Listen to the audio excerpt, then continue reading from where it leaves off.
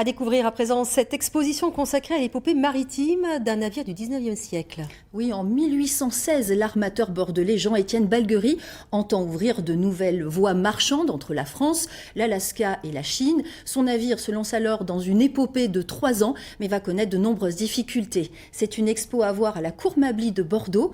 Reportage Catherine Bouvet et Sylvie Tusquemounet. Voici l'histoire méconnue il y a 200 ans, celle du tour du monde extraordinaire du navire Le Bordelais et de son capitaine Camille de Roquefeuille. Un navire et ses 34 hommes d'équipage, 3 ans d'un long voyage entre 1816 et 1819.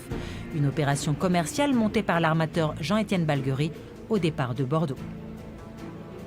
Et il voulait aller chercher des peaux de loutre de mer et du bois de santal dans les îles du Pacifique.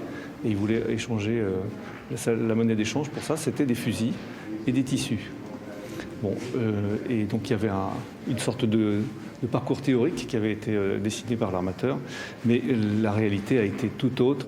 Basée sur les carnets de bord du capitaine et de son officier de santé, René Vimont, l'exposition rend compte de ce périple 37 mois, dont 22 en mer, à une époque clé de notre histoire.